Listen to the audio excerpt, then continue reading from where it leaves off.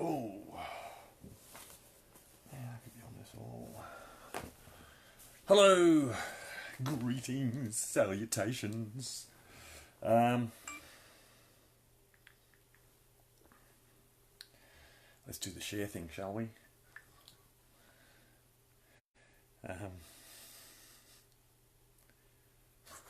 I'm live. Excellent. We should tune into that. Look, there I am.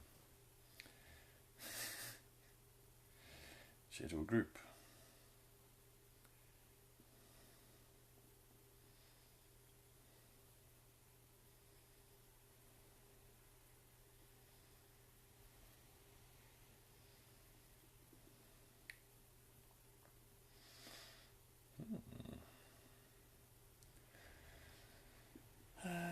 Anonymous.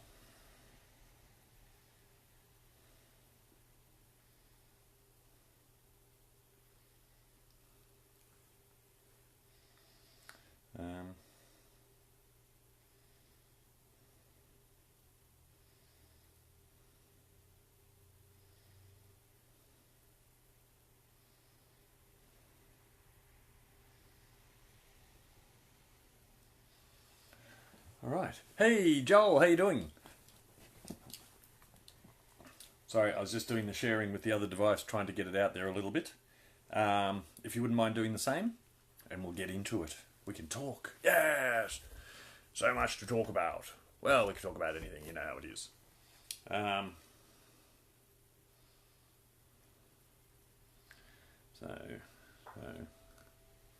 Oh, I hate this new thing. Hey! This new Facebook appy thing that takes you to videos when you come away from watching a video that you want to watch. It actually takes you to the video part of the app. Look, if I want to watch videos, I'll go there. Don't make me watch your crappy sponsored fucking videos. You know?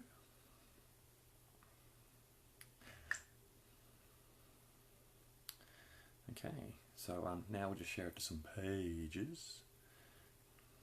Like the normal H&J one. Sycamore. And probably two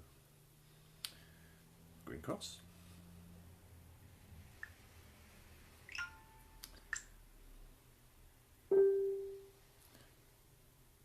Which I get banned really quickly by Facebook. They'll put me in jail. Thank you very much for the sharing, Joel. Appreciate it. I'll actually not worry about the sharing. I'll try and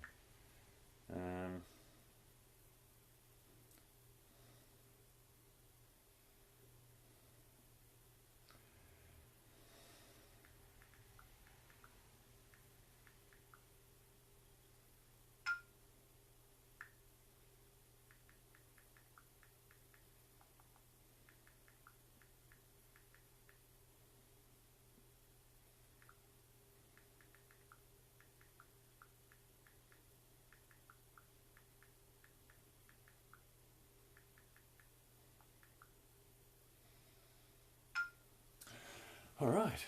Yeah, some sort of good news about the DACA case in SA. But I think people get confused when they see SA and they think it's South Australia when it's actually South Africa. Now, sorry, you wouldn't believe I've got like a there's a laptop here going. There's the Mac there, and then I've got the other device in my hand. So I'm all over the shop. I've actually been doing some bits and pieces research today. Now, hey Donna, how are you? What I've done tonight, in the description of this video, you'll find a link that'll take you into the Parliamentary Library directly to a document that they've now released for public. It's now old enough. So I've had this document for a couple of years. It's one of my favourites because it really clarifies how long the government have known about certain aspects of the cannabis sort of industry, the illicit industry here in Australia, the kind of money that goes through it, and more importantly, the real harms that are being caused by prohibition and the the balance of those in contrast to any supposed harms of cannabis itself. So the document you'll find in the link, it takes you directly to the Parliamentary Library, to this document. It's beautiful. And we'll talk a little bit about it. And that's from 2001. Now we're also going to talk about, for those of you, I mean, there's a lot of interest in the medical side, and I want to touch on a couple of pieces of medical research. One in particular, which is, look, it's going to be in reverse. And I don't have a link for this one. It's a PDF from my files. But I will upload it I can't upload to pages. I'll upload it to a group and I'll let you guys know where it is. So it's a cannabinoid receptors and neurodegenerative diseases. Basically Parkinson's, Huntington's, Alzheimer's. Okay, now that piece of research, and I'll go over a few of the points with you. Promising research. And everyone's going, yes, they finally found something. And then I'll make you cry, because that research is from 2012. Okay? So there's 6 years of unnecessary suffering and pain, isn't it? The 2001 document that I've given you the link for, it actually mentions that they estimate the Australian cannabis market, the money turning over in it, at around $7 billion a year, which is about twice the spend per capita, or 2.5 times the per capita spend on wine. It's a lot of money, isn't it? A lot of money that's in the hands of illicit criminal organisations. We estimate that money now, 17 years later, to be conservatively, and we are dealing with conservative figures here always, we never go into trying to inflate things, we're not the government, $13 billion a year in cannabis turnover in Australia per annum. Now, McDonald's, that's somewhere in the region of 10 billion, so a third bigger is your cannabis market. And if you look everywhere, you'll see McDonald's. So that give you an idea of the scope of the industry that's all around you. So, I'm also, if you're interested, I have this other little piece of research here, and it's a brief history of the use of cannabis to treat depression and to use it as a stimulant. Okay, so that's a few little things. Now that's a 2012 piece of research that came out. It's very well referenced. I'm not one for just pulling out unsubstantiated stuff. Once again, I'm not the government. When I put a document forward, it's because 1, I'm familiar with it. 2, it comes from a credible source. And 3, it's been peer reviewed. And that people that know what they're talking about have looked at this document and gone, yeah, that's real, that's fact. And when people that know what they're talking about have looked at it and gone, yep, that's fact, then I can take it, as a fairly firm understanding that I'm dealing with facts. And when I have that understanding, then I share them. I don't see the point in just randomly sharing stuff. You'll notice a difference between what gets shared from the pages as to what I personally just flick and share through. Some stuff's just general entertainment and reading. But anything that comes out through any of the pages, any of the research that you see, any of the documents that I've put links up for, are all credible pieces of research and study that have been done into the cannabis plant, either medically or so forth. Now, where would you like to start?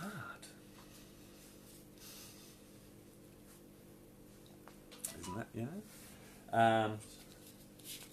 To give you an idea, I'll throw some bits and pieces at you from this this history one, right?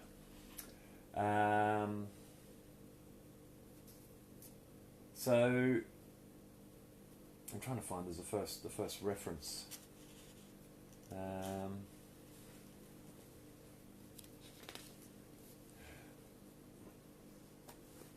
One of the first recorded benefits of cannabis use was to relieve depression. The earliest known descriptions of cannabis, or hashish, it's two different pronunciations because it's two different spellings, is a concentrated extract of the whole cannabis, being used to treat depression and fatigue, come from clay tablets from the 22nd century BC in Sumer. That's Sumeria, sort of like Persia, Iran, Iraq. Thompson spent 50 years deciphering medical texts from the Bronze Age civilization of Assyria. That's printed in Rousseau, 2007. Easy enough to find that reference. That's just a history text. And translated the tablets in 1949, revealing that cannabis was used for grief or depression of spirits, as cited in Fried and Rousseau, 2006, page, oh look at that, 372, makes it even easier for you. Homer, you know, philosopher, you might have heard of him, 8th century, wrote of nepenthes, a magical drug that could assuage grief, literally an anti-sorrow drug, believed by some scholars and writers to be cannabis. Abel, 1980. And Robertson, 1946. Herodotus, circa 440 BC, wrote that Scythians, delighted, shout for joy from breathing in hemp vapours. Herodotus, 440 BCE. And Democritus, 460 to 371 BCE. The laughing philosopher spoke of a plant called Potamorgus, thought to be cannabis, which was responsible for immoderate laughter when drunk with wine or myrrh. Love that shit. Galen, 1929 to 216 CE, wrote that cannabis was a promoter of high spirits. That's in Rush, 1998-2001, page 91, and described the custom of using cannabis to infuse occasions with laughter and joy by sharing cannabis with guests. In addition, Sanskrit writers speak of pills of gaiety, a preparation based on cannabis and sugar. Okay, so we're talking here, you know, hundreds and hundreds, thousands of years ago. Good, Nathan, how are you? So, the leader of the Sufi order, back in 1460 CE, right, was the Persian monk Haydar, who introduced his fellow monks to hashish and were transformed from austere aesthetics into jolly good fellows, as wrote Robinson, 1925. Look, it goes throughout history, and you know, this is the kind of thing that's been hidden from you, in the fact that while there's been this misinterpretation or misrepresentation of what cannabis is, any objective evaluation of history will find that it was, throughout history, seen as something positive. And it wasn't until the early part of last century, the 19th, 20th century, when we're supposed to be evolved, wouldn't you think? Evolved. It was only then that we took it. I mean, it wasn't like back in Queen Victoria's day. You know what I mean? I'm not amused.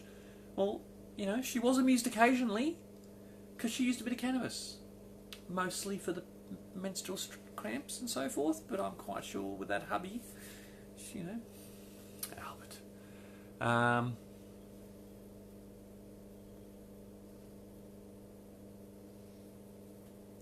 Look, Donna, the legislative requirements, that's interpretive because in essence, everything stems from an international obligation under the Single-Use Treaty, first, back in the 60s and then amended in the 70s, which basically instructs all of the parties, all the signatories to the treaty to completely prohibit cannabis. Now, they didn't just say nobody can use cannabis to get high anymore. They said nobody can use cannabis for anything anymore, which it placed doctors in an unusual situation because their first obligation is to do no harm. Now, denying an effective treatment when it's the only one available goes against the grain. So you had like the British Medical Association and the American Medical Association both tried strenuously to stop them adding cannabis to the schedule. The AMA, the Americans, actually boycotted it. Everyone blames them, and they actually go, no, don't do it, don't do it. I'll admit, once it was done, certain elements of the governments embraced it and utilised it, but they weren't behind the decision. They were just taking advantage of it. The US government's good at doing that. Very experienced. So here in Australia, we've had basically an overall prohibition across the board, which has been enforced from federal level down to the individual states, with minor variations where civil prohibitionist approaches have been trialled and still exist in some areas such as South Australia, the ACT, where you can receive an expiration notice rather than be charged with possession, which is basically a fine. However, if you don't pay the fine, you end up being charged and you go to court. And there's a very low payment rate for the expiration notices. Some put that down to a lack of clarification when they're being given out, but I think everyone knows what they are and what they're for.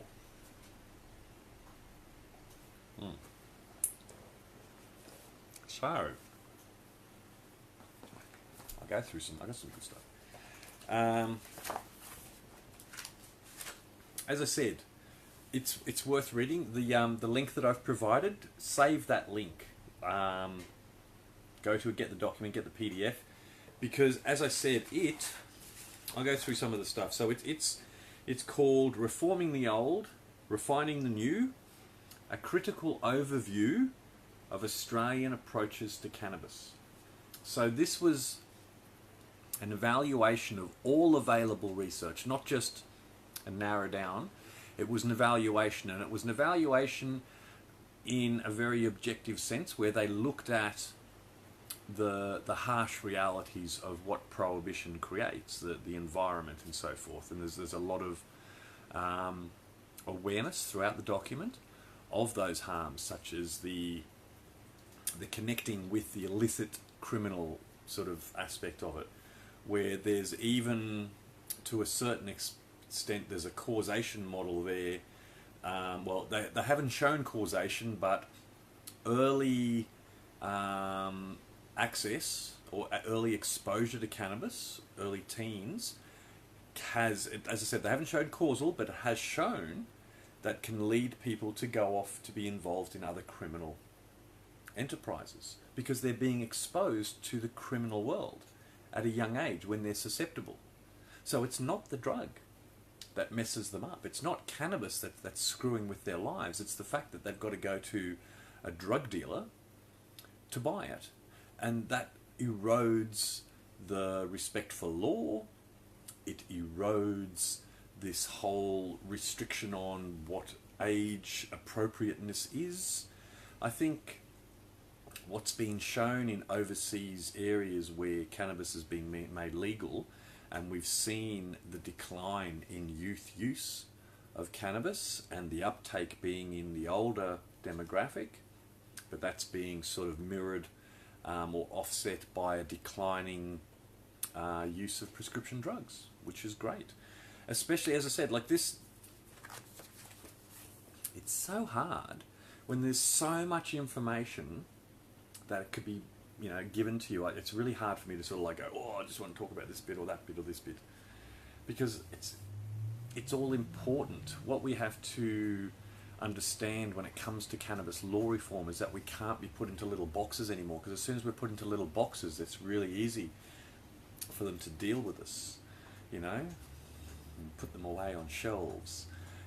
We need to be always fluid. We need to be always ready to broaden the scope of the discussion. As I said, so look,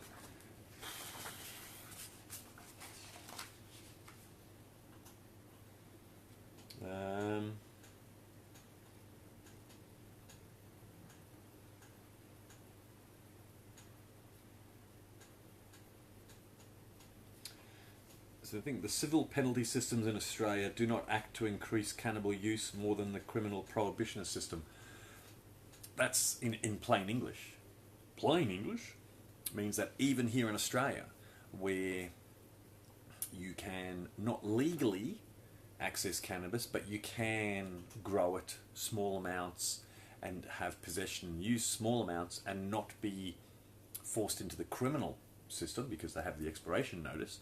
So even there, where there isn't that immediate risk of criminality, it doesn't increase the uptake with the young. They don't go, oh, it's not as much of a risk here, let's get into it. People either do or don't try cannabis. And we'll go into the figures of the numbers that do, and it's quite high. I think you're going to find that, like as I said, this is a 2001 report, so the figures are based inappropriate to there. What I'll do is I'll update these figures with the ones that are, you know, more relevant today, but it hasn't really changed much from my understanding as far as uptake, use and so forth. So in the 98, 39% of the Australian population over 14 years had used cannabis at some point in their lifetime, and nearly a fifth of them, you know, 2.7 million people, had used it in the preceding 12 months, which pretty much tallies, like we see the regular cannabis users somewhere in the sort of 2 to 3 million sort of people, the high 2.7, 2.5, as a static percentage. Well, and that's exactly right. These figures, as I stressed before, I only utilise lowball figures. Now, when I just said that figure there was an AMA survey that was done that was anonymous in 2009. So even now, it's 9 years out of date. However, not every doctor's surgery in Australia, but a percentile of them asked patients if they would participate in an anonymous survey, and they basically said, look, do you use drugs? Yes or no? Have you used drugs in the last 12 months? What drugs have you used? Very simple, very basic, very short questionnaire, totally anonymous, off it went. That gave us a baseline figure. From there we extrapolated it out, because that is people that said yes, and that was a large number of participants, not like these little government surveys where they do their percentages. This was done across Australia. This was larger than the Drug and Alcohol Household Survey. So we consider it valid. And once again, lowball, because a lot of people either A, would have lied to their doctor, or B, would have been like me and many other cannabis users and not actually seen a doctor during that period of time. Because cannabis users, if they're not using other things, if they're, you know, maintaining a healthy lifestyle, just, you know, with the cannabis, you don't tend to get sick, or at least I don't, and I'm over half a century old. I don't use any prescription drugs, I never have, and I use a shitload of illicit ones on occasion.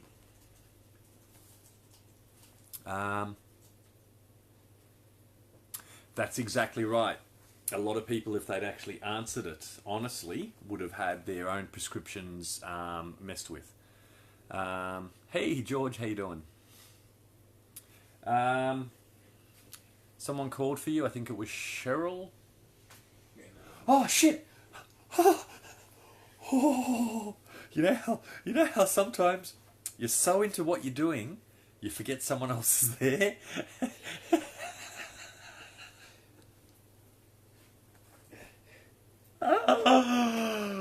That freaked me out. That's okay. And now I actually remember that he came back before, but cause you popped up on here. G'day guys, how you going? It's Georgie.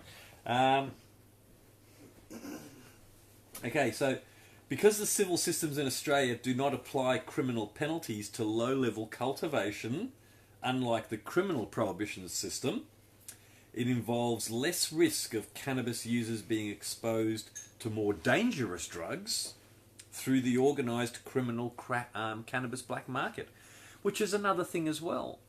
So a lot of talk's gone on for a lot of years about cannabis being a gateway drug, and none of the actual research backs that up. There's no causation, there's no addictiveness. So what is it that's acting as the gateway? Well, I think it's quite clear when you have a government document that states something like that, that gateway is actually prohibition, because it's prohibition that's forcing them to deal with a criminal organisation, thereby being exposed to other drugs and other potential criminal activities. That's the gateway. Prohibition is the gateway, not the substance. Objectively. As a matter of fact, it is. It's also, alcohol is a higher, like when they talk about, cannabis being linked to psychosis, what they don't tell you is that by a factor of 4, alcohol is directly linked to psychotic episodes. By a factor of 4. Increased by a factor of 4. That's a lot.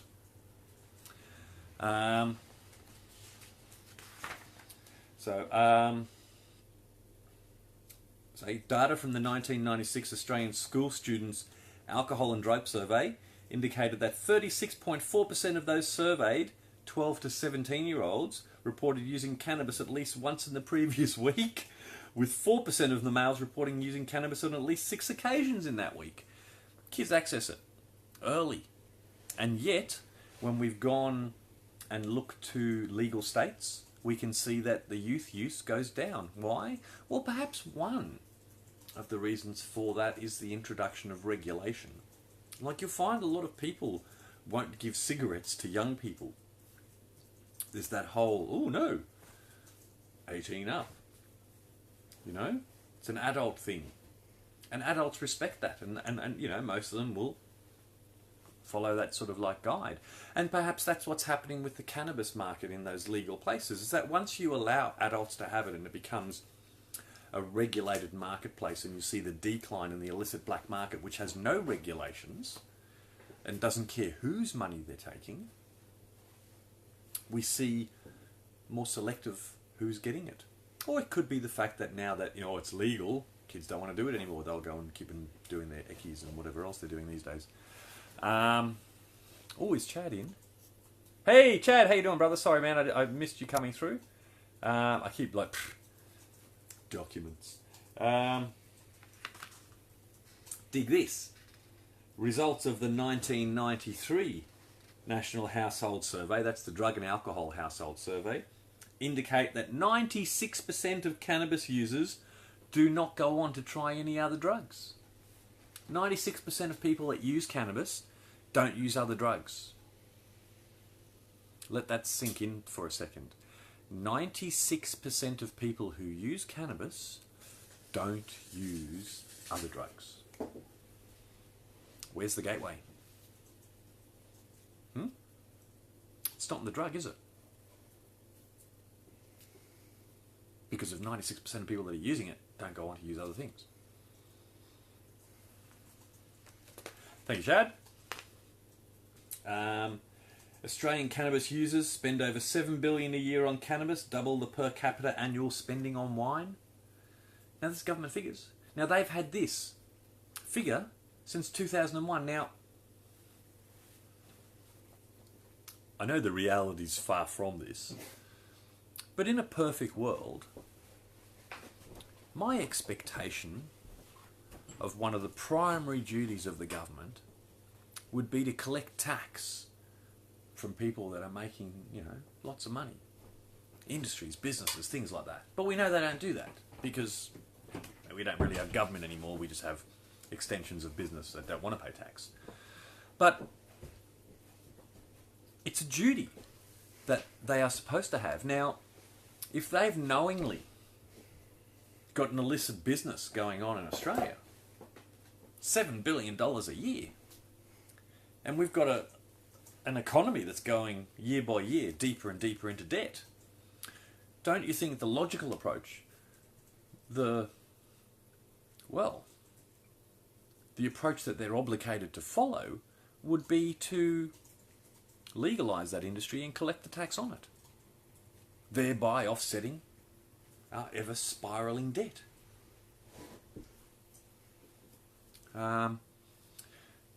So in 1995, it is estimated that 13% of all criminal justice and police resources were devoted to detecting and processing cannabis offences. You go 13%, that's not much, that still leaves 87% for everything else. Everything else. Everything out of the 87%. But 13% just on cannabis. That's a lot of money.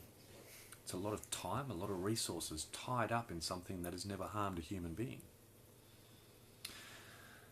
Next time you see the budget come out and you see how much money's been allocated to policing and justice, and you realise that 13% of that is going to go to chase kids for smoking cannabis.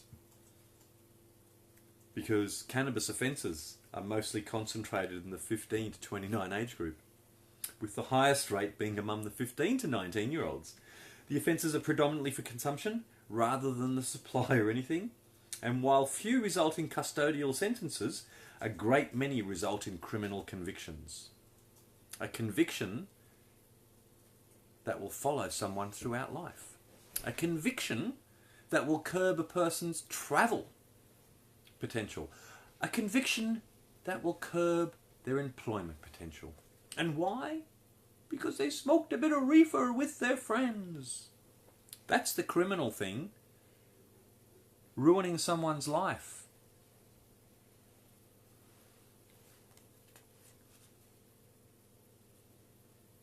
Queensland Police indicate that highly organised groups with sophisticated business practices are becoming increasingly involved in large-scale outdoor cultivation.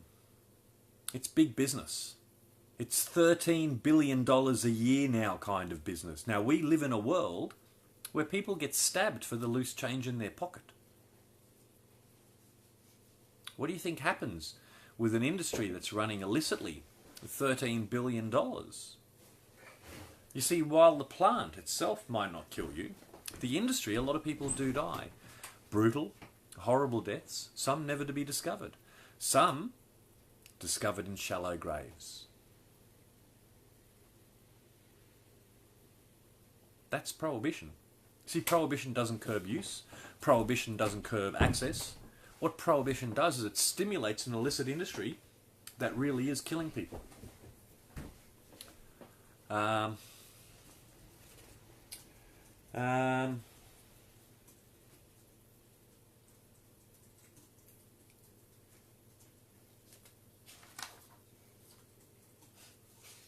Harms of cannabis use do not persist after intoxication. See? Mood changes, dose dependent. Yeah, it's like if you have way too much. Increased risk of experiencing psychotic symptoms while intoxicated amongst vulnerable individuals. Short-lived symptoms include the likes of hearing voices, having unwarranted feelings of persecution, and feelings of depersonalization, which don't persist after intoxication. It's like how some people are happy drunks, some people are sad drunks, some people are happy drunks until they have too much and then they become a sad drunk. Some people are sad drunks until they have enough and then they become a happy drunk. Moods. Environment.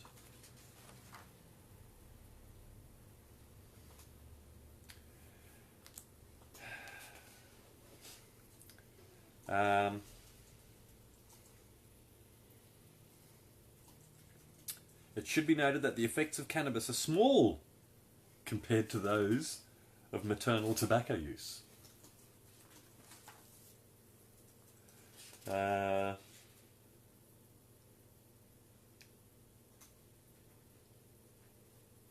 great majority of cannabis users do not go on to use illicit drugs. A causal relationship would suggest that at least one of those, most of those who use cannabis would go on to use other illicits, and they don't.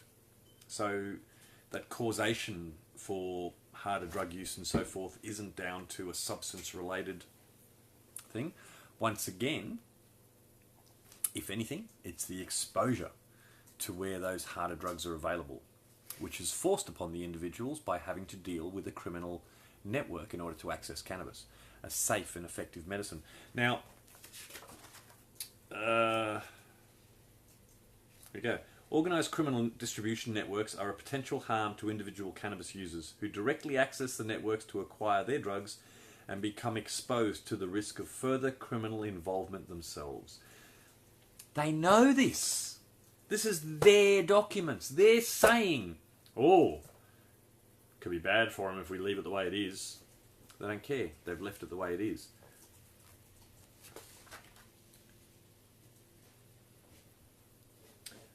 A substantial proportion of all drug offences in Australia are cannabis-related ones, nearly 70%. 70% of all drug offences, cannabis. It's like they're persecuting. It's a social control mechanism. It's not harmful, science has shown, and as I said, it's not only harmless, it's so bloody useful. I'm going to read you a little bit. As I said, this is the... I will work out how to get these files because they are PDFs, they're not links and stuff, they're just out of my database. So this is an article from 2012. As I said, cannabinoid receptors and neurodegenerative diseases. You have to excuse my pronunciation on some of these. I'm not a doctor. Several neurodegenerative disorders display alterations in components of the cannabinoid system. A cannabinoid-based approach has proven efficacious in the reversal of certain neurodegenerative events. In this article, three neurodegenerative diseases, namely Alzheimer's, Parkinson's and Huntington's, are discussed in the context of disease-related alterations in the cannabinoid system and the potential benefit that may be achieved by targeting the cannabinoid system to alleviate various features of the pathologies. Although these diseases differ in their etiology, they share certain common features, particularly the neuroinflammation and neuronal loss with the cannabinoid, which the cannabinoid system can impact upon.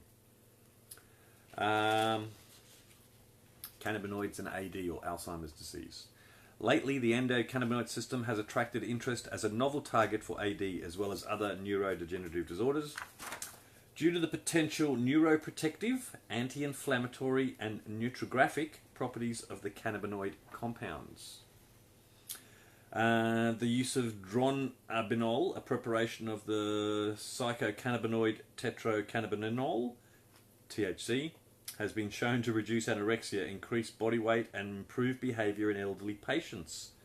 More recently, in a pilot study performed on 5 Alzheimer patients, a low dose of dronabinol significantly improved several clinical parameters such as nocturnal motor activity, agitation, without the undesired side effects.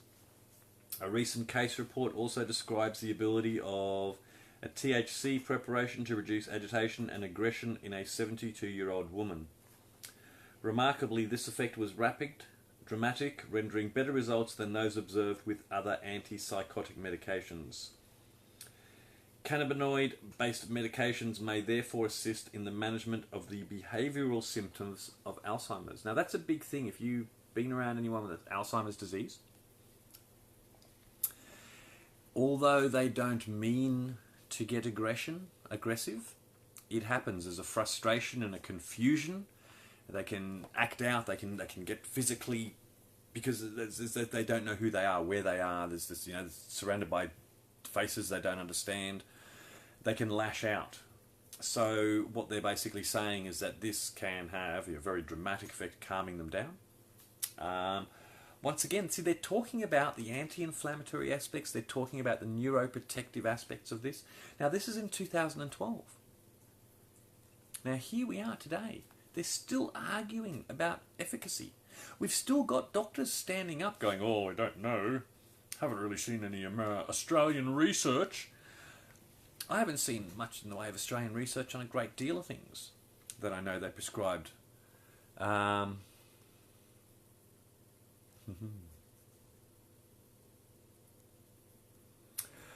Look, Donna, you can, as far as pro-cannabis politicians, there is a group called Legalise It Now.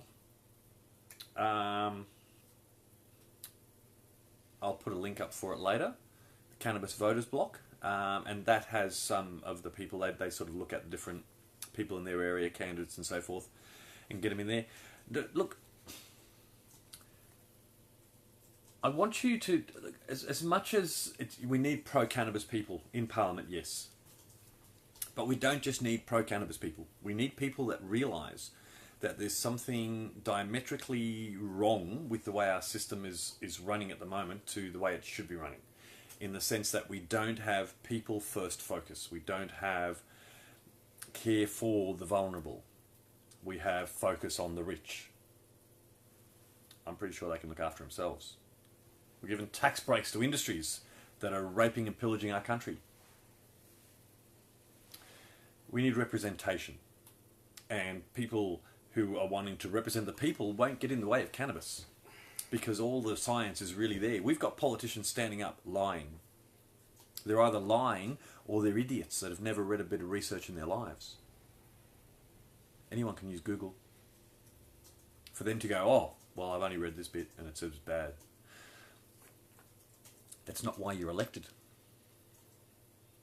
You're elected to represent the people and to do what's best for them. And you haven't. And that's why things are changing. Hey, Mario, how you doing, brother? How's Canada? Okay, so that's with the Alzheimer's. Here's a little something from Parkinson's. The cannabinoid system presents a promising target for the treatment of degenerative inflammatory disorders of the central nervous system.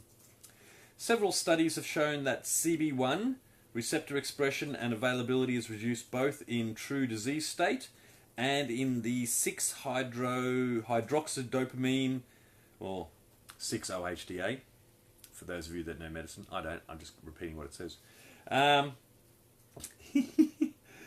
Nigros trial terminal lesion animal model, which basically means not only does it work in theory, we fucked around with a rat. We injected it with something and this made it better. That's how they do things. They give things something and then they go, oh, does this make it any better? And the rats go, oh. Evidence suggests that elements of the cannabinoid system may play a neuroprotective role in Parkinson's via inhibition of oxidative and inflammatory processes. Even to the point where CBD alone was shown to reduce the activity of the pro-inflammatory NF-BK pathway, all independently of CB1 and CB2 receptor involvement. This may prove advantageous in the treatment of Parkinson's, as it has been found that long-term antagonism of the CB1 receptor in particular can exacerbate motor dysfunction. Aside from developing cannabinoid therapies that are CB1 receptor independent, the CB2 receptor presents another target in the treatment of the disease. Look, I'll go straight to the summary. Neurodegenerative disorders can arise as a consequence of genetic, environmental, or sporadic factors. Despite these diverse etiologies, common features include neuroinflammation and neuronal loss. The evidence presented herein supports a role for the cannabinoid system in reducing neuroinflammation, most likely via the CB2 receptor, and creating an environment which supports neuronal survival by reducing excitotoxicity, promoting growth factor production, that means new brain cells, and directly interfering with the cell death cascade. That's important. Apart from the typical cannabinoid receptors, the discovery that the novel cannabinoid receptor GBR55 and the putative abnormal cannabidiol, that's the ABCBD receptor, GPR18, in microglia regulates their cellular responses to excitotoxicity, cell migration, and cytokine release holds promise. I don't know what half of these things mean, but they're pretty excited with it. These multiple advantages of the cannabinoid system are likely to be advantageous to several neurodegenerative conditions and open the possibility for a successful cannabinoid-based medication for neurodegenerative disease, akin to the recent clinical benefit obtained by the prescription of Sativix for patients with multiple sclerosis, 2012. Now, research is done. Clinical research is done. Outcomes have been found, positive outcomes. Yet we're still seeing doctors standing up in the media today going, oh no, we've got to be very, very careful. We don't know if it's got any goodness in it. Oh. Something to be concerned about. Yes? Yes.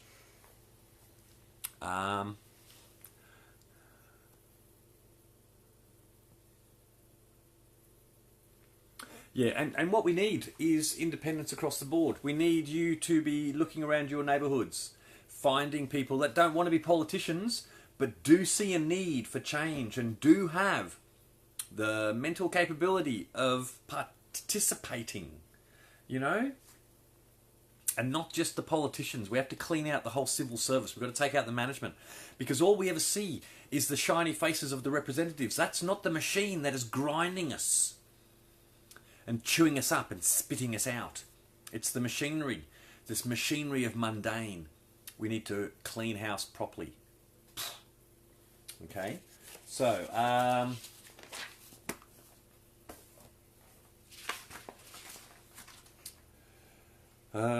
depression is fast becoming a serious problem globally. The World Health Organization has forecast that by 2020, depression will be the second leading cause of disability and premature death worldwide, for all sexes and all ages. Okay.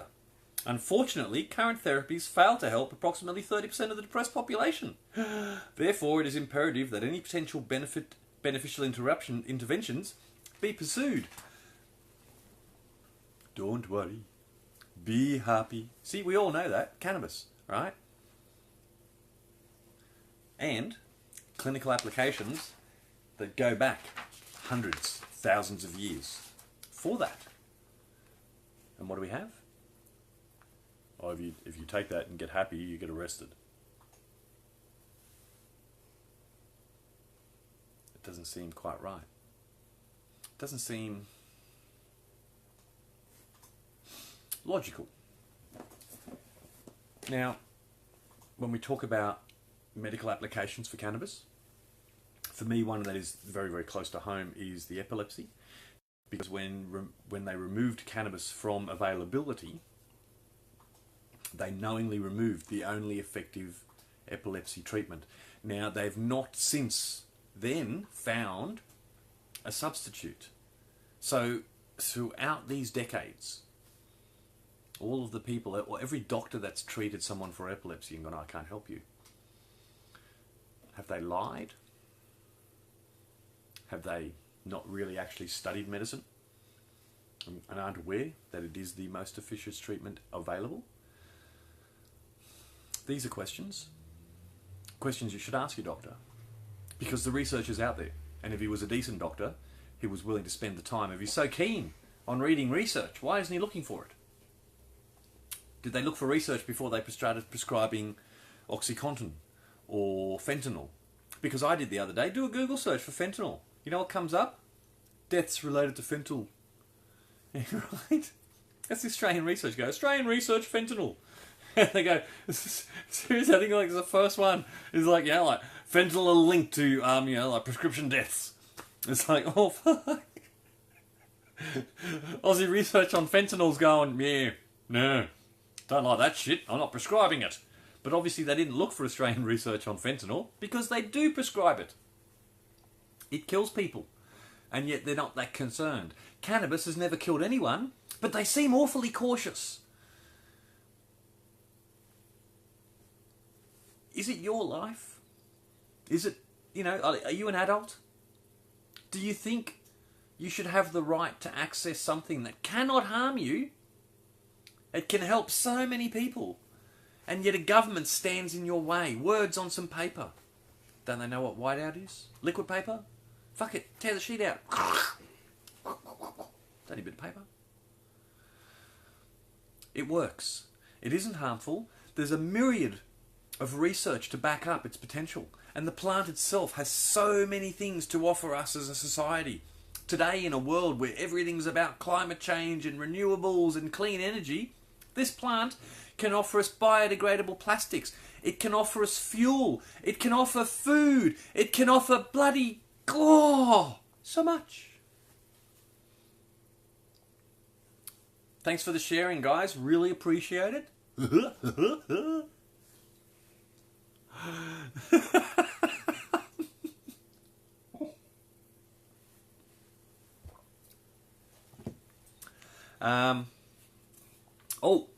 For those of you in Melbourne,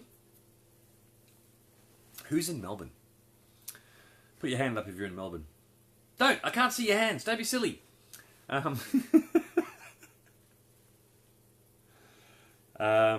It's Thursday night. Johan Hari. Ooh. Chasing the Scream. It's like a night in the city of Melbourne, isn't it? Where'd that scream come from?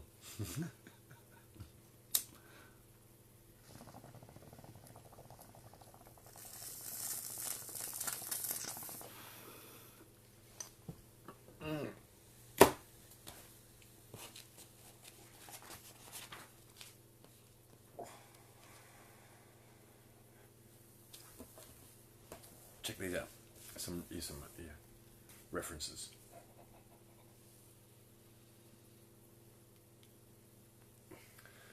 Medical indexes and textbooks. Lying about the risks, but telling the truth about the high. Many medical textbooks and drug indexes of the time made specific of the antidepressant effects of cannabis. For instance, the 1907 and the 1930 Merck indexes state that cannabis is used for mental depression, while several editions of Doc's textbook of Materia Medica for nurses indicate that cannabis indica causes a mental state of joyous exultation. See, this was before it was taken away, because it was used. It was like, here, feeling down? Have some of this. Even the purists that pushed for prohibition of alcohol back in the day actually used to recommend cannabis as a swap, a substitute, because people that used hashish didn't go home and beat their wives and children. That's actually one of their posters. Pretty much just down the line. The dispensary of the United States of America from 47 states that in some persons it appears to produce a euphoria.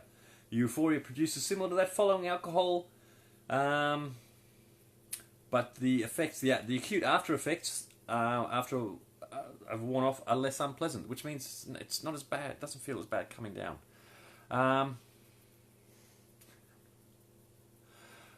It's Great White Shark cross something or other.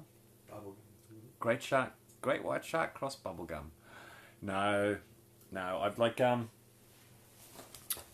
I smoke a little on camera, mostly for educational purposes. It is important that people realise that a person can use cannabis and still maintain a conversation, still maintain a credible,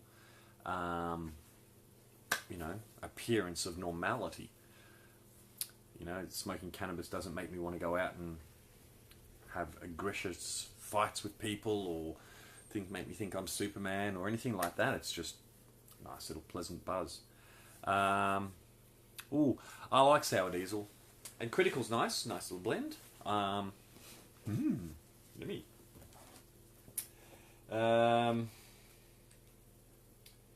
Yeah. Okay. In 1689, an account of the plant from India called bang, it's cannabis, it's hash, at that time largely unfamiliar to the British, was presented before the Royal Society. Descriptions of the effects upon ingesting a dose included, yes, he is merry, laughs and sings. Oh, the British in the 1600s. We got Linnaeus, 1707 to 1778, the father of modern taxonomy, stated that cannabis could be used for chasing away melancholy and making the user feel happy and funny. It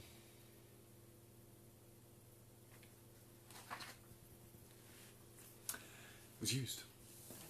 You know, this is the thing. We have a situation where the World Health Organization tells us that depression is going to be one of the leading causes of premature death and disability.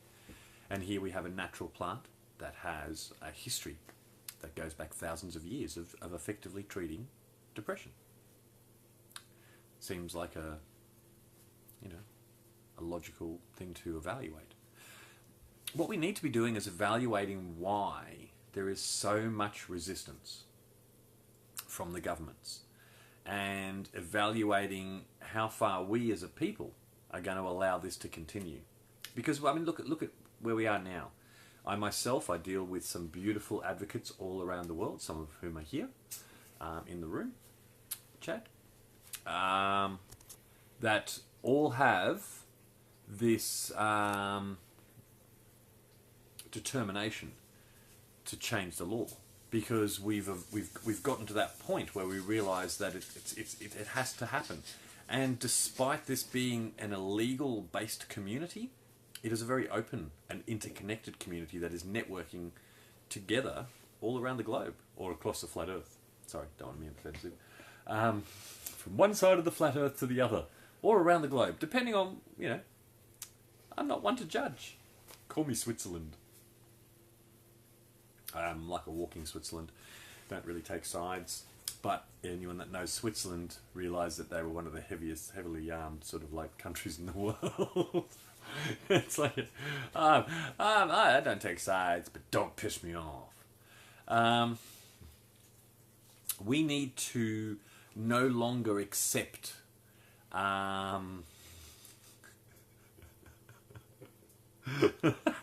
sorry, Dave.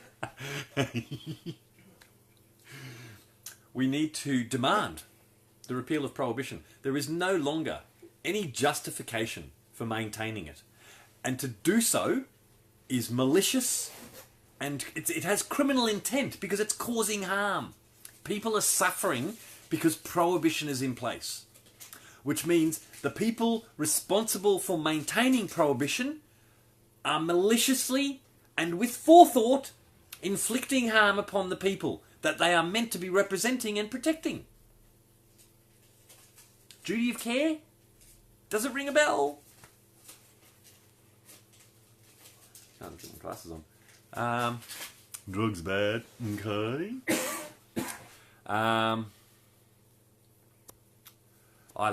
Look, drugs aren't bad. Anything in moderation. Keep in mind that we have a society, a civilization that has evolved through periods that gluttony was celebrated. Bacchanalia was to be embraced. We've evolved in many ways, but our culture has gone through many stages because our culture is humanity. We do things. Look what's happening at the moment. Everyone's getting so focused on sexuality. Who gives a... You know what I mean? It's like... When you're meeting people, is it really, really important they know what you do behind your bedroom door?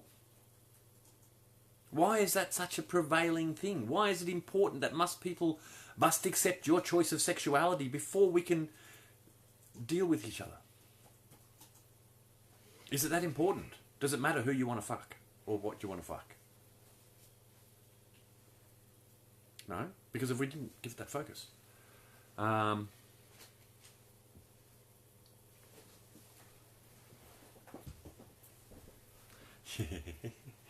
Pharma drugs are shocking. Like, look at the negative impacts. You got things like Lycra and so forth, Keppra.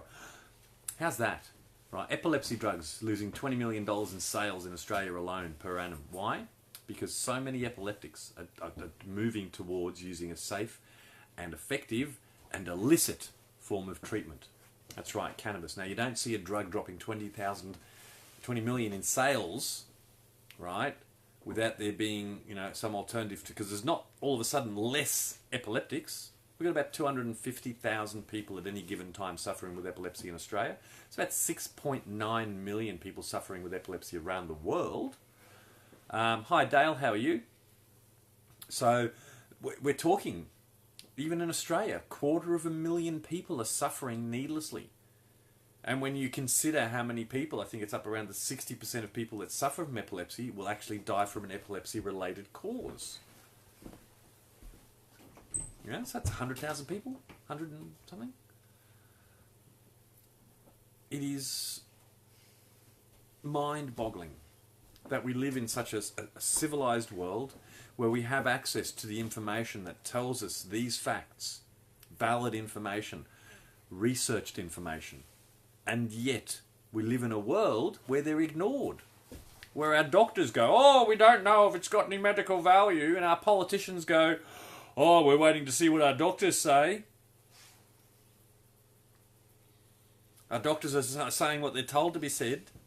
You've got research that's being spouted by these politicians. You've got research that came out, 8 weeks ago, 9 weeks ago, saying that cannabis is no good for chronic pain, even though it's actually it's asserted clinically, it's actually been proven.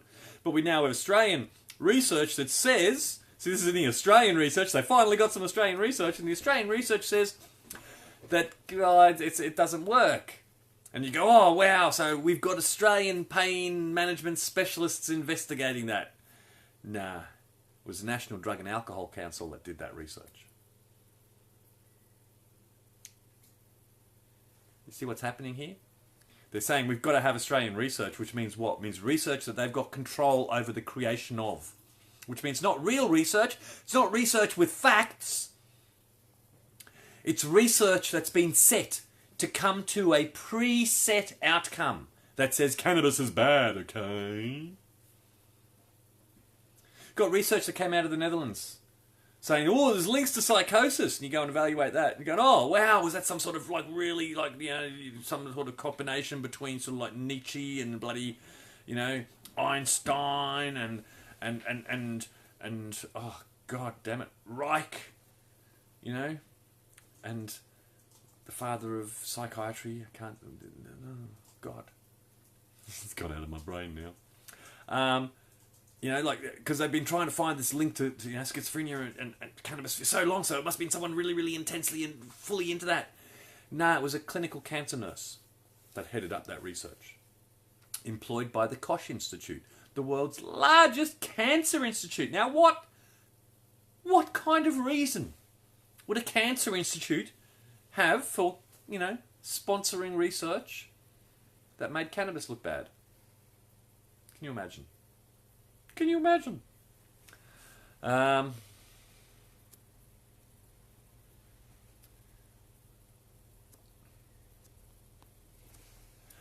Look, Robert, green is everywhere. Seriously. If you can't get green, it's because you're not going out of the house. We have a community online alone in the tens, if not hundreds of thousands, here in Australia and different countries overseas. If you can't meet someone, and I don't just mean going, hey mate, can you sell me some drugs? But I mean, we're a community. You get to know people because everyone in the community, if they smoke weed, they obviously get it from somewhere. So when you develop a friendship, a relationship with people, then you get to meet their friends, and then well, you can get the seeds. There's a number of very reliable seed suppliers where they do send out the seeds. I think if you go looking here on Facebook for Seedsman, What's Seedman's Facebook page, bro? Is it Stevens? It's Seedsman. Seedsman.com.au, I think. Seedsman.com.au. Australian guy, lovely guy, reliable. Sends his stuff out. See, he's good to ask.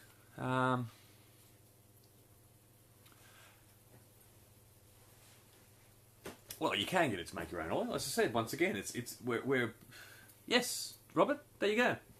Seedsman.com.au. I know the guy. He's legit.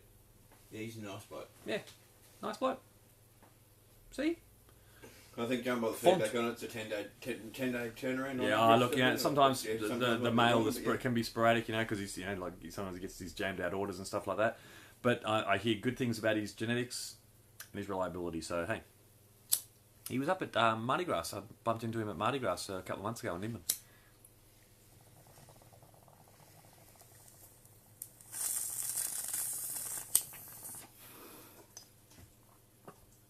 Ooh.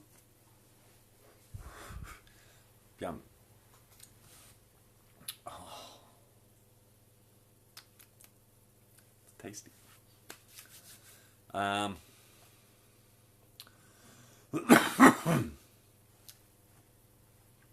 Yes, Robert. I don't like. I think he stopped using the pigeons because they were eating the seeds on the way. So he's using Australia Post, I think. Keep in mind, guys, that the postal laws were written when privacy was actually still a thing. And it's still the Royal Mail, believe it or not, technically. And those laws still, like you see these, the shows, in the mail sorting centres, and they're going, oh, look, we found something. It doesn't actually work that way. They're going to get supervisors in, and, it's all done under observation. So, it's, it's good TV, but it's not based on reality. Gives you guys the wrong impression, though. Mate, we see stuff going left, right, and centre. It's one of the biggest, even they recognise it as, like, the mail service is one of the biggest distribution methods for cannabis, and so forth. Yeah, well, that was, look, homing pigeons are great, however, you know what I mean? They're not great for transporting seeds, because of that whole... Oh, they get hungry on the way and they're like, ooh, seeds. And it's our own fault. Because for years, here's the thing, folks. The bags of bird seed you actually get from your aviary sort of like places, your bird shops. If you look at them, one of the things that they're mostly made with is hemp seed. They've been neutralised though, so they can't grow. They're neutered, they're X-rayed. Neutered, I tell you, neutered. So you can't grow. That way birds didn't poop like hemp plants all over the country, which is a bit sad, really. That's why you should give them unneutered stuff so that they can poop hemp plants all over the country. Or dope plants. So,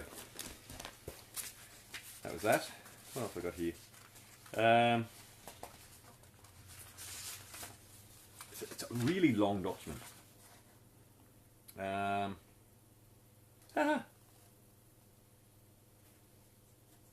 you go. However, despite what many believe about harms associated with smoking cannabis, the best available evidence strongly suggests that it does not lead to lung cancer.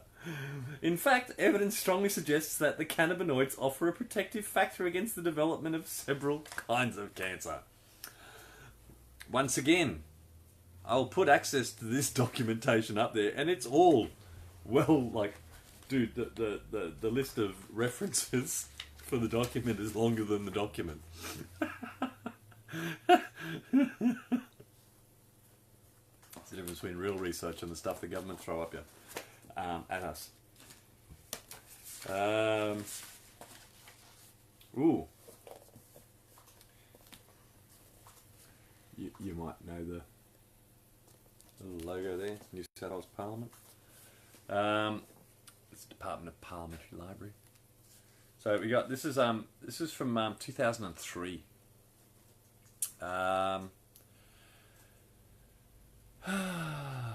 When they promised us a 4-year trial before making it available in 2003, which would have made it available in, what would that be? 2007? Oh yes, haven't we had great access to medicine cannabis since 2007?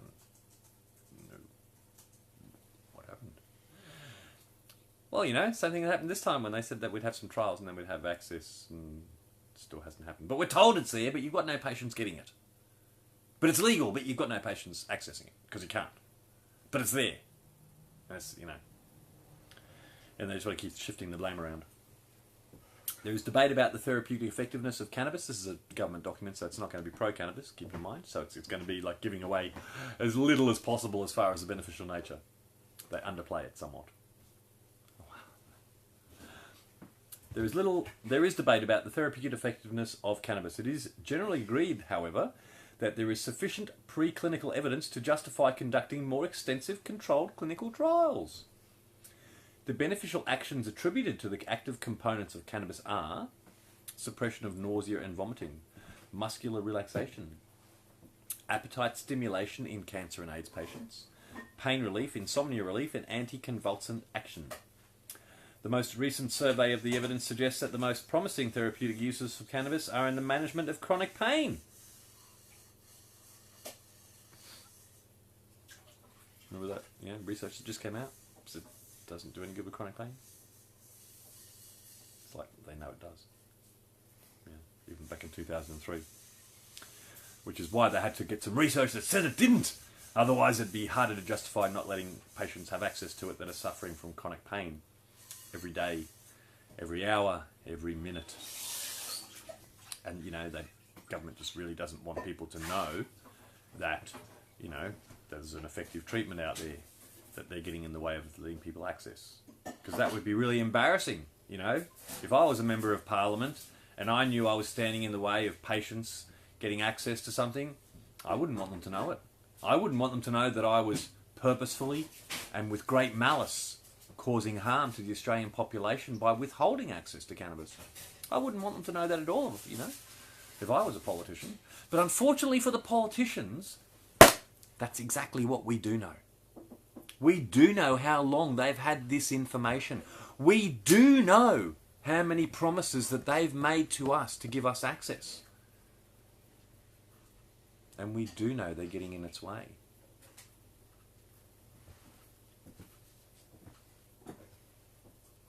The International Narcotic Control Board has encouraged research into the therapeutic possibilities of cannabis. Yeah, 2003 this was written. Cannabis in the US states of Oregon, Alaska, Hawaii and California have recently adopted laws allowing the medicinal use of cannabis in 2003.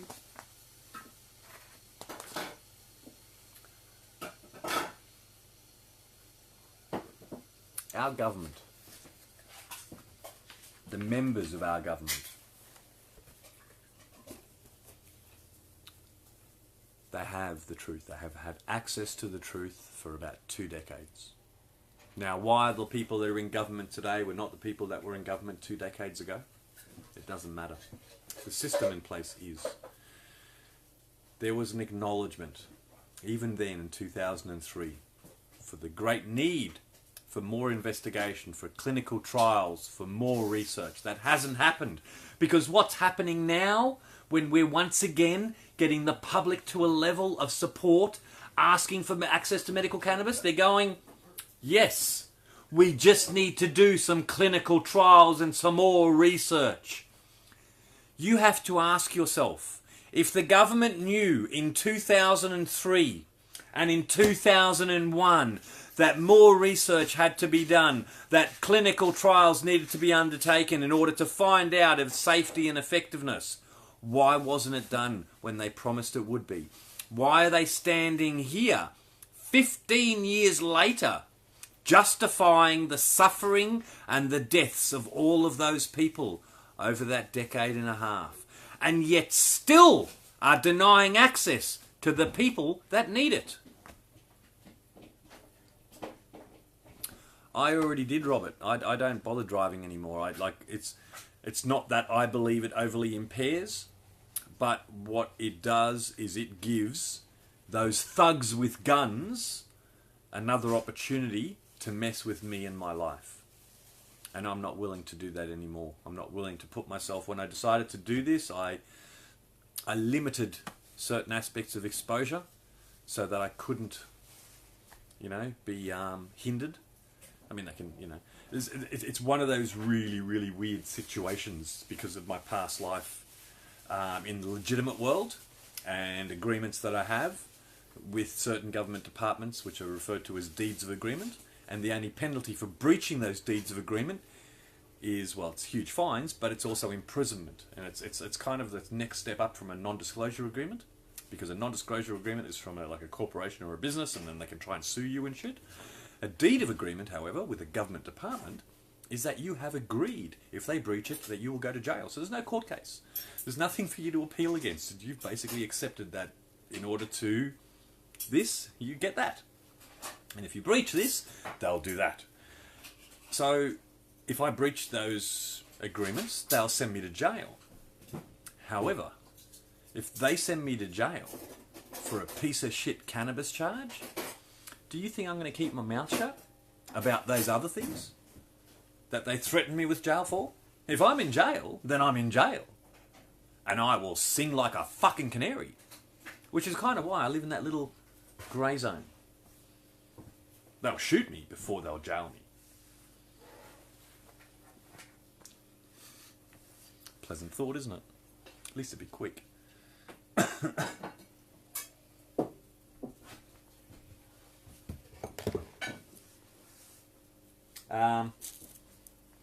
Like my green folder. Green, green, green, green, green, green. He can't see now. Stop him before he goes. Da-dum dum, da-dum dum. Okay. This is my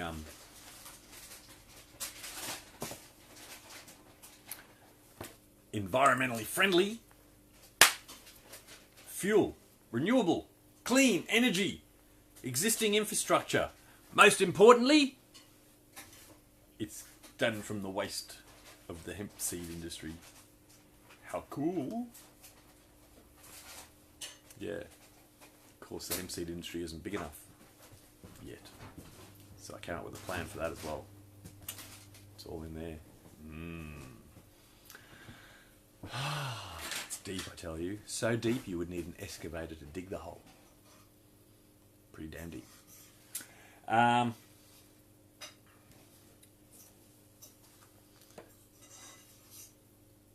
scribble through. I'll go through this. This is the story. Sounds like the beginning of the Brady Bunch, doesn't it? Yeah, so was I. I've got this. It's gone. This is the story.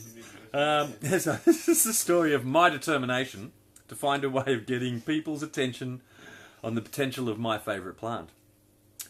And it's what led me to what I believe is a potential solution to Australia's ongoing energy problem. The major issue is choosing the best option available to replace our present fuel source for electricity generation. Seems to be the problem at hand, doesn't it? We need clean energy, and we've got no way of getting it. Why? Because our energy sector is basically the marketing department of the fossil fuel industry. What in tarnation? Thank you, Mark. Okay. Coal-powered energy has provided Australia and most of the world with an inexpensive, dependable material which has fueled the expansion of our cities and society, powering the growth of our industries and our ever-increasing demand for electricity to charge our various tablets and smartphones. However, the associated impacts on our environment and health have shown the true cost of burning fossil fuels to be much higher than we initially realised. The vast damage we now understand is caused by burning vast amounts of coal and are releasing a variety of toxic emissions into the environment, which makes it an untenable choice for our future energy requirements. The realisation of the damage being caused by burning coal and power stations also prompted the various governments around the globe to develop strategies and offer support and incentives to the very relevant stakeholders of the energy generation and capture industry to research and develop alternative methods of generating clean energy. The search for an alternative fuel for dependable and economic electricity generation will likely be classed as one of the most critical challenges that society will face. From the environmental and financial factors, which will present unique obstacles, such as securing biomass feedstock supply in both volume and at cost-effective production levels. The lack of any real progress on renewable energy over the last 2 decades is both disappointing and surprising, considering the huge advances in both battery technology exhibited in our current smartphone and tablet technology, and in the hydrogen cells used by the auto industry. It would seem that those responsible for power generation at present are not accepting the challenge of developing an alternative energy production program, and are more inclined to continue using coal-fired plants until a viable option is put forth, and use the 1.8 billion in government coal subsidies to offset any financial penalties levied for continuing the burning of coal, rather than providing a renewable alternative. Happy to continue generating profits rather than investing in the research and development of a viable renewable energy options, developing alternative fuel strategies for large-scale electricity production has required attention for decades. Well, with the introduction of the Renewable Energy Target, or the RET, our primary focus should be towards the development of renewable energy sources, combined with the various incentives offered, such as those issued under the Emissions Reduction Fund, or the ERF, for the generation of clean energy. It seems like a business Victorian energy providers should be investing in. Now, this plan is Victorian specific in the approach that I've taken with it.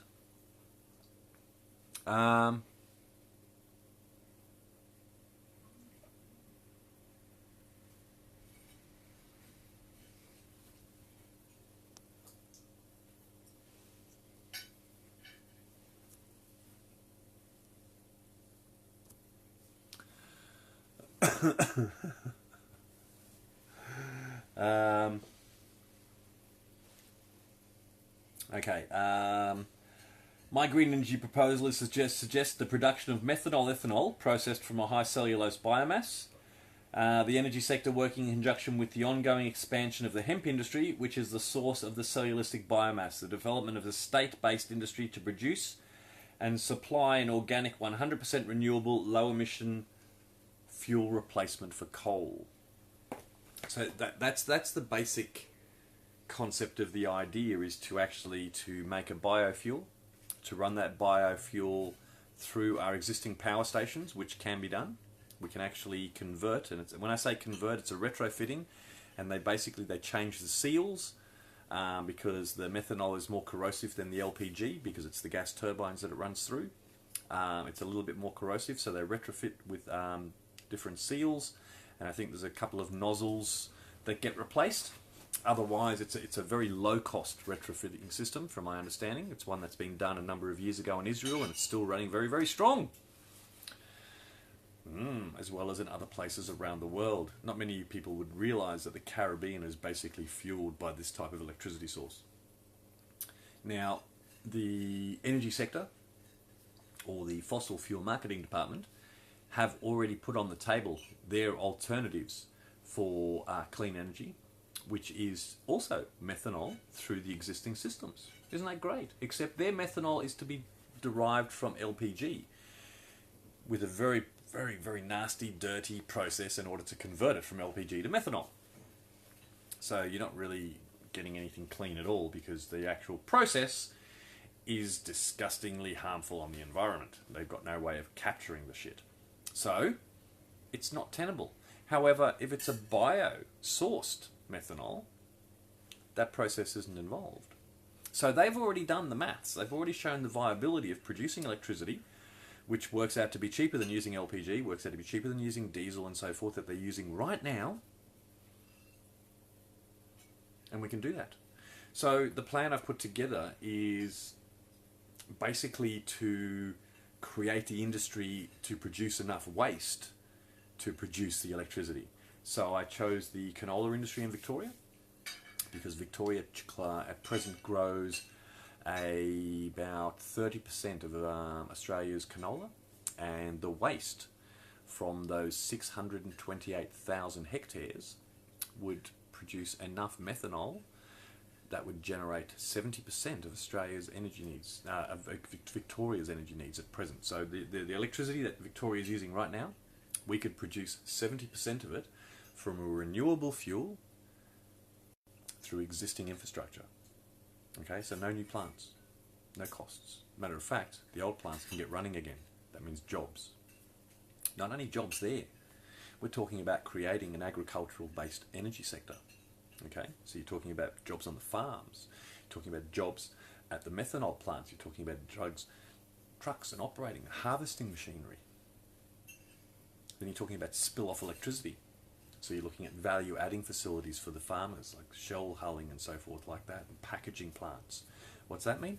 More jobs. Where are they? Out in the rural sector in regional Australia, where we need to have jobs. See? It's got that nice... Cameron, how are you?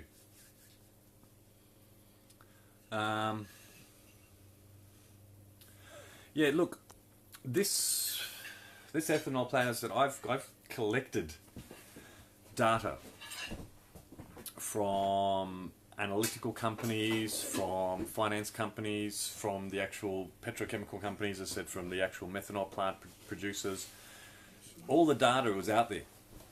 The only missing piece as far as biofuel future goes was down to feedstock. Okay, getting the actual material to make your fuel, because what comes up whenever you're discussing biofuel is the food versus fuel debate. Because when you start using the resources, that's your land and your water and so forth, right? You start using the resources for fuel crops, it can affect the land availability for food, and also because things like corn and sugar fetch a higher price in the fuel market than they do in the food market, it can actually add volatility to the food production costs and food like pricings. So that food versus fuel debate has stalled and been the major impediment to any kind of biofuel future. Now, when you take in the hemp seed plant or the hemp seed industry, you're actually looking at the primary crop of the plant is the seeds, and the fuel is going to be made from the waste. Now, the waste at present is actually ploughed into the soil. It's not used for anything else. It's not used for your other hemp outputs because it grows to a mature stage that isn't as fluid and pliable as the younger hemps that they take for fibres and textiles and things like that. Because it actually has to mature enough for the seed pods to dry, makes it easier to harvest seeds out. It doesn't have that much use in other aspects at present, and also keeping in mind that the hemp seed industry at the moment is growing, but it isn't still at that level where you can look at production level use of things, which is why the plan that I've put forward isn't just, oh look, we can make fuel and turn it into electricity.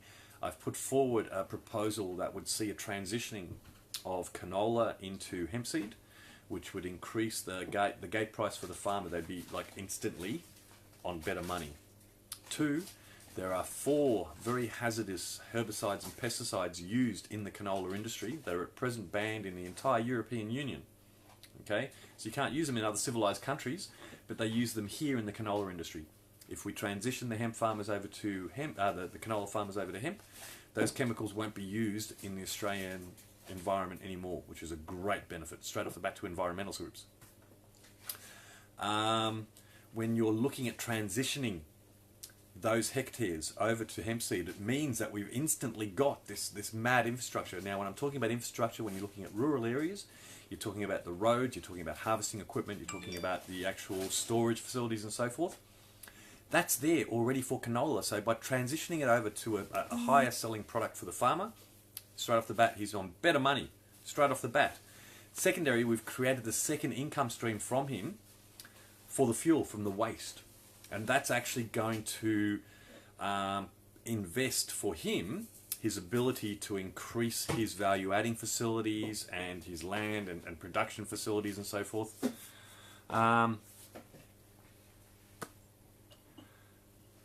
Yeah, look, and I agree. That's what they're trying to do to our farmers, which is why this is one of these things that our farmers actually have the opportunity where they can make themselves a very, very powerful stakeholder in the future of Australia by embracing this particular approach.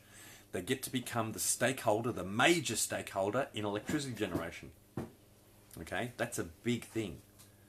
Gives our farmers an investment in Australia. Now, once again, when you're talking about renewable energy production, as I said, this plan that I've put forward is for where I am. It's for Victoria. It can be built out to larger scale, but just the numbers and the figures and everything I've done is for Victoria.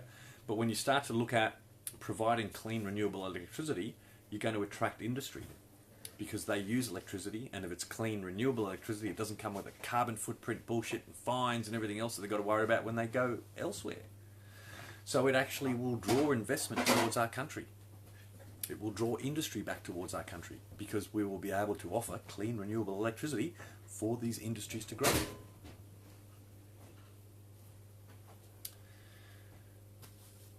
It's incumbent upon us as a society, as a civilization, as a community, to find the alternatives. We know that we cannot leave it in the hands of the government to sort out because the hands of the government are too busy filling their pockets or shoving food down their throats. We have to use the power of unity, the power of communication, and the power of logical thought and make them answer logical questions and no longer take the obfuscation of, oh, mate, we're not in Parliament. We can't ask, if I ask you a question, you can't start telling me about your great-grandmother's fucking haircut. You know what I mean? That's what happens in Parliament. Go, tell us about this. And he goes, oh, yeah, I'm so glad you asked me about that. Now, let me tell you about this. What?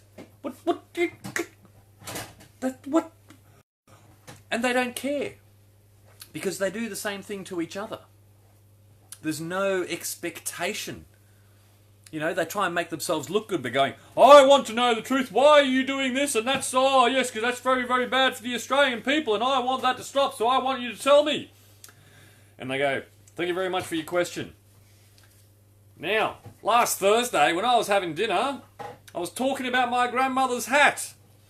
That's right. It was a lovely hat. She used to wear it to the races. Now, talking about the races, my favourite horse was Farlap. That's what makes you Australian.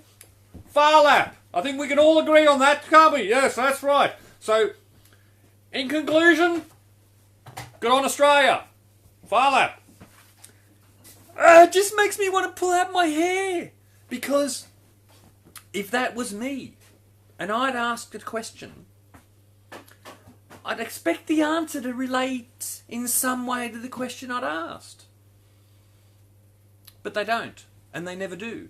And they don't care, because they'll do the same thing to each other, because it's a farce. It's a play. There is nothing about the best outcome for Australians in any action of the government. Nothing is done to improve your life, your lifestyle, or anything else. Oh, there's no need for fracking. Absolutely not. I'm like, seriously, you've only... Look what happened the other week. They've broken the ground and a creek has died. Now, what's going to die because that creek has died? And they've gone, oh, you've got to fix it. How the fuck do you fix a crack in the earth? Oh, fill it with concrete, maybe? Get the fuck. You know what I mean? They have fucked a piece of this country. It's gone. So from that point where the water just sort of like now goes underground, everything that used to depend on that from that moment on is going to die. You know? That's what fracking, that's what mining, that's,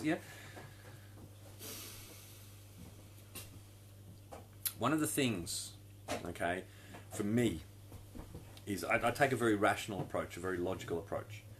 I believe that you can't just make, go, oh, look, we've got to stop doing this. And go, yes, well, look, I agree. Let's have we got to balance it. So we want to stop mining. There's a lot of people that are employed in the mining sector. So we need to get other jobs because we live in a country where you miss 2 pay packets and you've lost your house. You never recover from it. You know, that's how, like, no matter how well off, well, okay, there's that little top percentile of the politicians and their mates. But for average working Australians, you miss 2 payments, mate, you won't recover. You'll be scraping to get your mortgage payment in every month. You know, you'll be down to noodles. You'll be choosing between heating and eating, which is, you know, something that the pensioners do on a week-to-week basis. Yeah. Anyway, look, we've gone all over the place. Thank you all for joining me this night. As I said, the link above me in the video description is to the critical overview document. Seriously, have a look at it, read it, download it if you can. I think it's a PDF. You can pull it out from the Parliamentary Library. It has some really, really interesting facts there. It gives you a really good understanding of how much the government knew in 2001. Okay, so it's a federal government parliamentary white paper. So they all got it. So they've known at a parliamentary federal level since 2001 that cannabis prohibition is very, very harmful, more harmful than cannabis itself.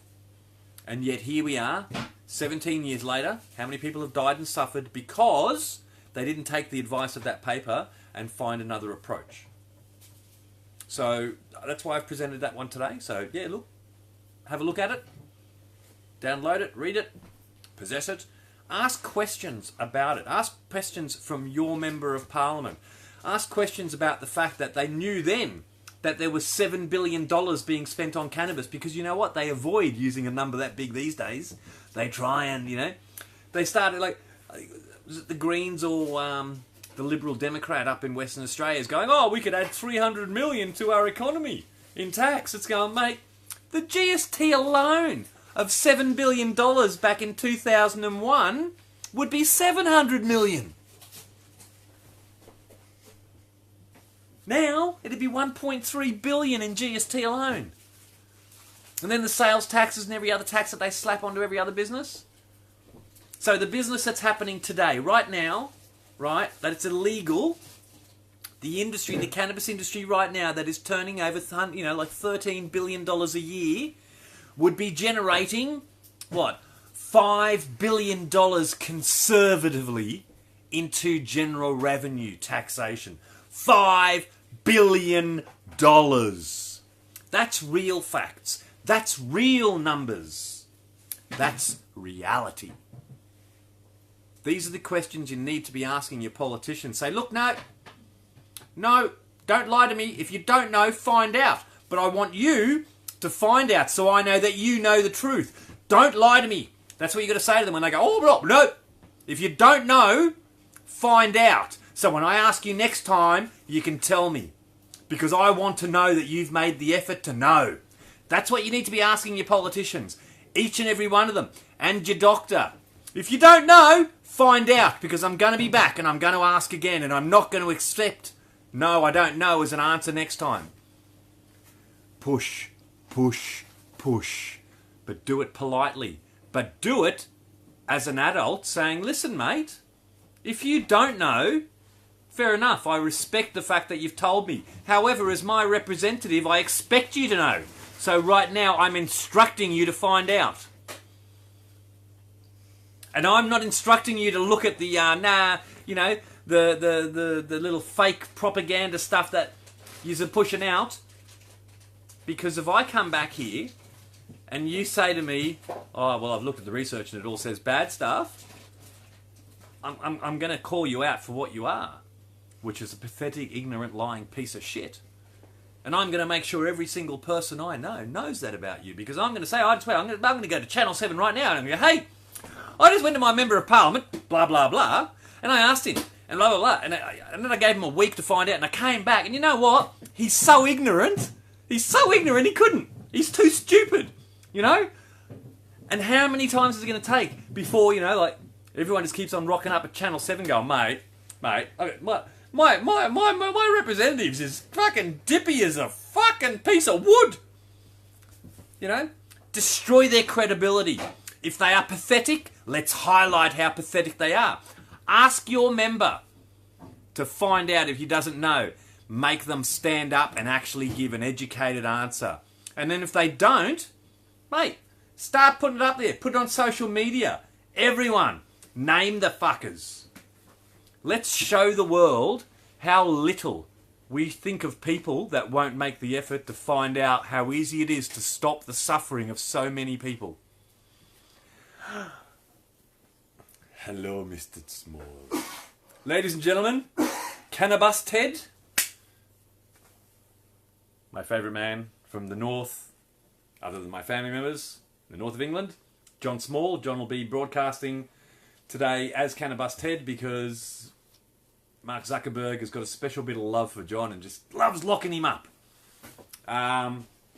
Which is why Cannabis Ted can even broadcast as Let's Talk Cannabis Law Reform, because some voices need to be heard.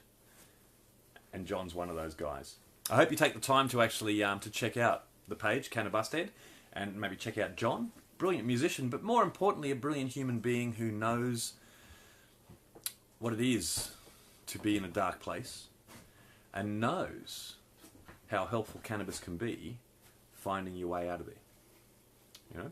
And that's what's important for a lot of people. Hey Cameron, how you doing? So once again, I've been on for quite a while now, so I'm going to go. But who knows? Maybe John might jump on for a little while and have a chat to you, and maybe even play a bit of music. I don't know. He's just sort of kicking off his day or whatever he's doing. But if he'd like to jump on and keep going, God love to you, brother. Because yeah, I've been going for a couple of hours, easy. I do appreciate people tuning in tonight. Honestly, you know I love you all. Once again, download that documentation. Look, if you haven't hit the like and the follow, please do so. Hit the share. You know, spread the love. Hey Deborah, how you doing? And keep supporting each other. We're at that point now where I want you all to be really, really focusing on the positive messages about cannabis. And working together, because we're getting that level of support amongst the community. So let's get the focus towards when, you know, just spruiking the positive outcomes, whether it's the medical, the recreational, or the uses of the plant, whether we're talking about a renewable fuel, whether we're talking about the nutrition and the hemp seeds. It's one plant, and the more we broaden the scope of the battlefront, the weaker the defense line becomes. Okay? Keep in mind, there's a lot of us, and so very, very few of them that are actually trying to stop it. It's just that they're the ones in power. But we're getting to that point where we're crushing around and we're not going to stop. There's none of this, you know, or they say, oh, look, they've made it legal on paper. No one's getting access. When they said that back in the early 2000s, everyone went, yeah, we won, and they went back to watching Sons and Daughters or Home and Away. That's not happening now. We're not letting that happen now. We are pushing, we are pushing, we are pushing, and we will continue to push until we have won. There is no stopping. They have known for 20 years plus that there is a need for the research, a need for the clinical trials, and more importantly, a need for the access.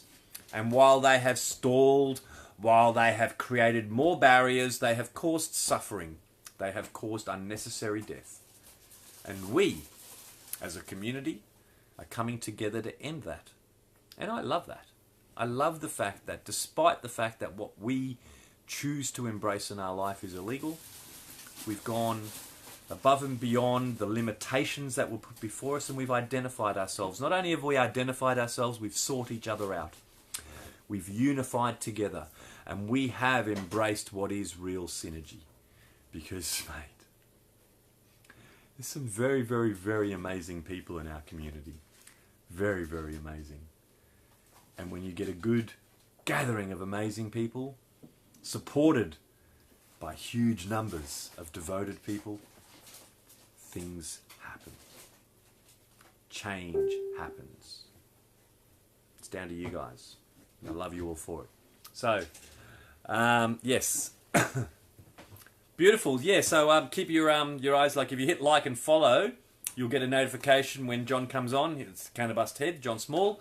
He's going to have a bit of breakfast because he's over there. His day's just starting in the north of England. And he'll fill you in on some of the stuff that's going on in the UK. Because it is unified. We're one people, one big happy family around the world, getting stronger every day. And I love you all. I really, really do. Once again, thanks for tuning in. Call me ancient, call me Jay. Just don't call me late for dinner. Because the munchies is real. And it's actually part of the healing process. Bye.